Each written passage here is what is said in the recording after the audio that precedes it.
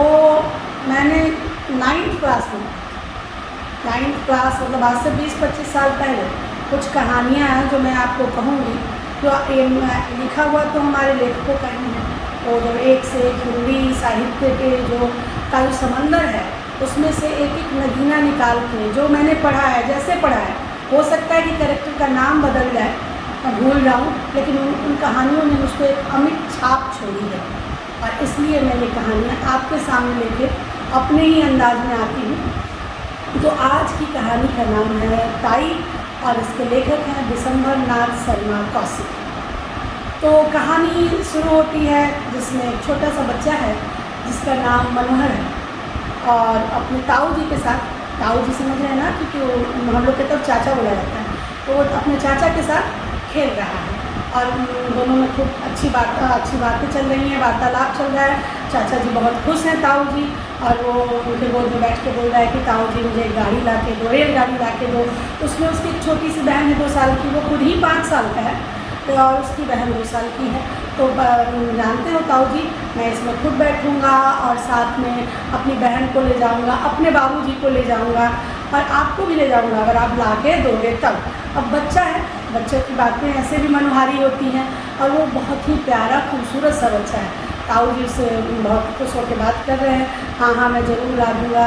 तो अच्छा, वहीं पे बगल में ही उस बच्चे के ताई जी बैठी हुई हैं और ताई जी सुपारी काट रही हैं, सुपारी मतलब कसैली काट रही है जो कि पान में यूज होता है। तो ताऊ जी पूछते हैं कि एक बात बता मनोहर, अपनी ताई को ले जाएगा कि नहीं? तो बच्चा कहता है, थोड़ी देर अपनी ताई को देखता है, उनके मनोभावों को देखता है, उनके चेहरे को देखता है और फिर कहता है नहीं मैं इन्हें नहीं ले जाऊँगा। तो ताऊ जी कहते कि क्यों रे? तो फिर वो उत्तर नहीं देता है। तो ताऊ जी प्यार से उस अपने प्यारे जो भतीजे को, मनोहर को, ताई जी के गोद में, अपनी पत्नी के गोद में बिठाने की कोशिश करते हैं। ताई जी जली भुनी में बैठी रहती हैं और वो उसको, बच्चे को धक्का देती हैं और जैसे ही धक्का देती हैं बच्चा बेचारा फिर से उन दोनों लोग को देखता है और वहाँ से उठ के चला जाता है।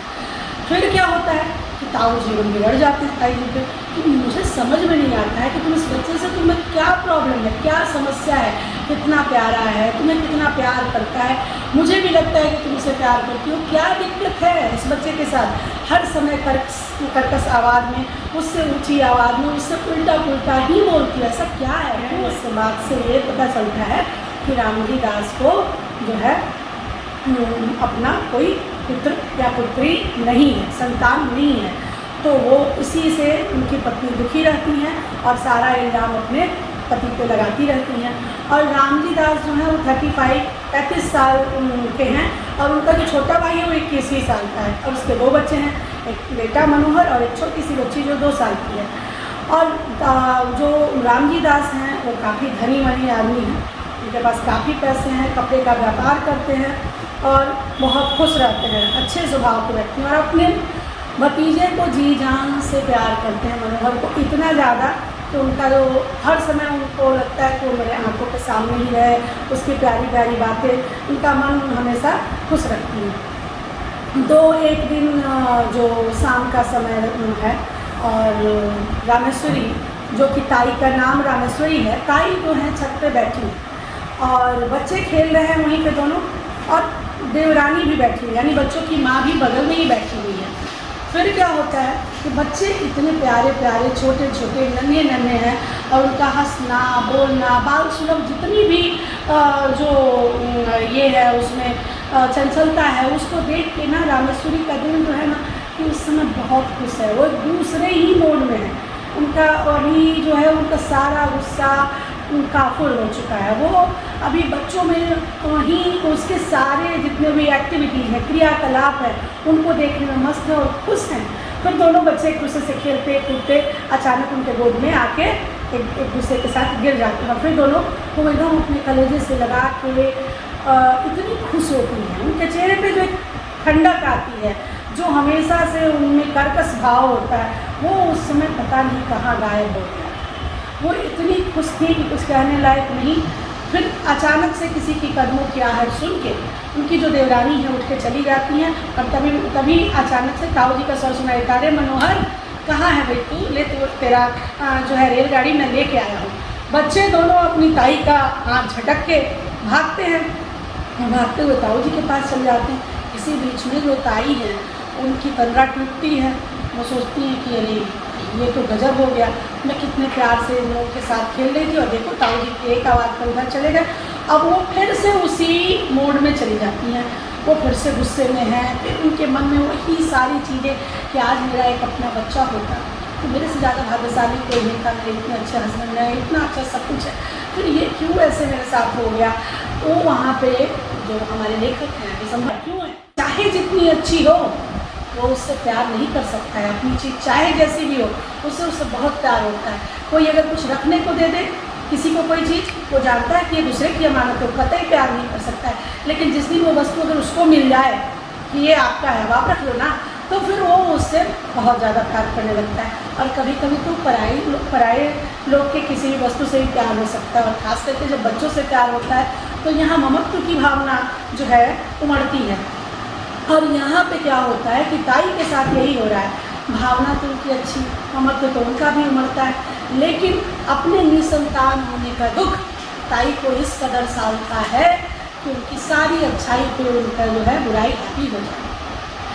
अब यही सारी बातें चल रही हैं। फिर वो उनके जो पति आते हैं उनके पास और कहते कह रहे मुझे तो लगा था कि तुम्हारे सीने में दिल ही नहीं है, लेकिन आज मुझे पता चला कि तुम भी उन बच्चों को बहुत प्यार करते, मुझे देख के कितना अच्छा लग रहा था, तुमको बता नहीं सकता हूँ। फिर एकदम उसी ये में अंदाज में चली जाती हूँ, कहती कि तुम्हें हमेशा अपने भाई के बच्चे में इतना प्यार ये मिलता है वो मिलता है, कभी अपने बच्चे के बारे में नहीं सोचते, कभी मेरे बारे में नहीं सोचते, और फिर वो गुस्से में पुकारने लगती हैं। तो फिर ताऊ जी गुस्सा होकर कहते चाहो तुम्हें जो करना है करो, मैं यहाँ नहीं बैठने वाला, मेरा पूरा का पूरा तुमने जो है मूड खराब कर दिया। फिर वहाँ से वो चले जाते हैं। फिर एक दिन और एक शाम की बात है, एक संध्या ऐसे ही वो अपने छत पे बैठी हुई है ताई, और इन्हीं सारे मनोभावों में डूब उतर रही है कि क्यों ऐसा हो गया, भगवान मुझे एक बच्चा दे देते तो क्या ही अच्छा होता, ऐसा क्या हो जाता कि जो है कि एक बच्चा मुझे मिल जाता, मैं कितनी खुशनसीब होती। यही सारी बातें सोचते हुए क्या होता है कि वो बैठी हुई है, उसी समय अचानक से मनोहर वहाँ आ जाता है। मनोहर कहता है, तो मनोहर क्या देख रहा है कि शाम का समय है और इतने सारे पतंग आकाश में रंग बिरंगी पतंग जो है उड़ रही है। तो ये बच्चा है, इसका मन भी कर जाता है कि भाई मुझे ना एक पतंग लेना चाहिए। तो ताई जी के पैरों में लिपट जाता है, क्योंकि वो छोटा बच्चा है और उसके हृदय में ऐसा कुछ है नहीं। तो ताई जी के पास वो पुनः जाता है और कहता ताई जी मुझे एक पतंग ला दो।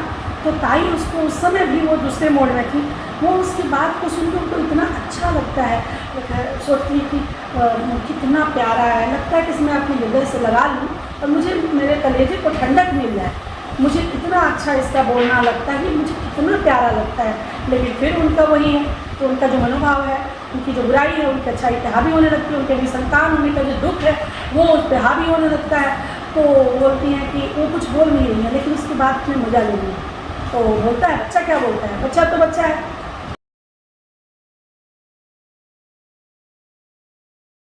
आजा अपने ताऊ जी से कह दे, और वो अपना उससे पैर छटका देती है, उसको धक्का देती है, वो थोड़ा दूर चला जाता है। फिर वो सोच रहा होता है कहाँ से पतंग मुझे मिल रहा था, बच्चा है वो, उसको भी वो सारी इच्छाएं, वो दूसरे को देखता है तो उसको मन करेगा ही, और सारे बच्चों के साथ यही होता है, लेकिन उसके पास है तो काश मेरे पास होता है। फिर क्या होता है कि अचानक उसको लगता है कि ये पतंग मेरे ही छत की तरफ आ रही है। दो पतंग कटता है और एक पतंग उसके छत की तरफ आ रहा है। तो जहाँ छत है, छत चारों तरफ से घिरा हुआ है, उसमें कोई दो राय नहीं, तो जिधर से आने का है, छत की सीढ़ी है, वहाँ पे छज्जा बना हुआ है। तो बच्चा छज्जे की तरफ दौड़ता है, ताई जी के बगल से दौड़ जाता है, और बच्चा छज्जे पे जाता है कि कहीं वो पतंग यहीं पे गिरे तो मैं पकड़ लूँ, लेकिन ऐसा हो नहीं पाता।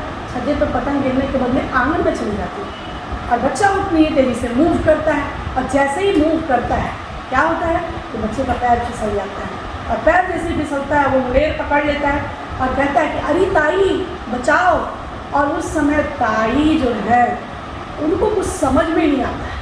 अब उनमें अच्छाई बुराई का जो टसन है, जो लड़ाई है, जो अंदर चल रहा है, उनको अच्छी वो है, लेकिन निसंतान होने का दुख भी तो अपनी जगह है। अब वो जब तक ये सोच पाती कि मैं बचाऊँ कि ना बचाऊँ, बच्चे का हाथ फिसल जाता है, बच्चा गिर जाता है, और इसी बीच में ताई भी चीख मार के बेहोश हो जाती है। अब जब ताई चीख मार के बेहोश हो जाती हैं तो अब कहानी कहाँ चला जाता है कि ताई बेड पे है और ताई को बुखार है और ताई अपने एकदम हाई फीवर में एकदम बहुत ज़्यादा उनको बुखार है, उसमें वो हमेशा एक ही चीज़ कह रही है कि मनोहर कैसा है, काश मैं उसे बचा लेती, मैं उससे चाहती तो बचा लेती लेकिन मैं बचा नहीं पाई।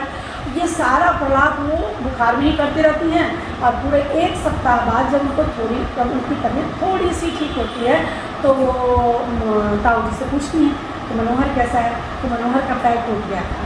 तो फिर उसका ना जो है अब वो धीरे धीरे डॉक्टर से दिखाने के बाद अपना स्वास्थ्य लाभ ले रहा है। वो कहती हैं कि सुनो जी जरा मनोहर को तो बुलाओ, और फिर जब वो मनोहर को देखती हैं तो उसको एकदम गले लगा लेती हैं और सारा जो अंदर का जो गुब्बार है, गर्दो गुब्बार जो है वो खत्म हो जाता है, बह जाता है आंसुओं के थ्रू और उसको गले लगा लेती हैं और अब उनके प्राण का आधार है और अब उनकी ज़िंदगी बेहतर से बेहतरीन की तरफ चल रही है। तो ये तो हुई कहानी में तो आपने देखा कि एक बुरी स्त्री भी अच्छी हो सकती है, उससे ऐसा होता है कि बदलाव आ जाता है। ये कहानी में ही मैंने ये बदलाव देखा है। और अगर आपने रियल ज़िंदगी में अपने अगल बगल में किसी ऐसे इंसान को बदलते देखा है तो कमेंट सेक्शन में मुझसे बताइए, शेयर कीजिए और फिर अगली कहानी के लिए हम लोग शनिवार को फिर से मिलेंगे।